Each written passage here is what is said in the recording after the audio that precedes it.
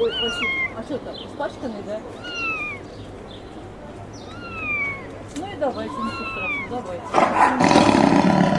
А что это? Полностью пакет. Или вот такие